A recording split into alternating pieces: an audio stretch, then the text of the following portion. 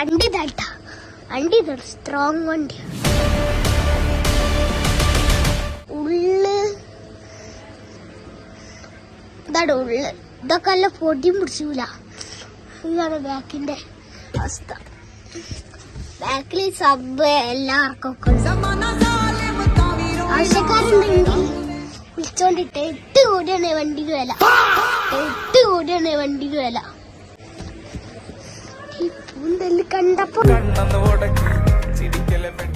സൈഡാണെങ്കിലോ പപ്പ പാകാണെങ്കിലോ ഇങ്ങനെ ഉണ്ടാവും. പുതിയ സീറ്റ് ഇട്ടാണ് നല്ല നായ കറച്ച് കീറി പുതിയ സീറ്റ് ഇട്ടാണ്.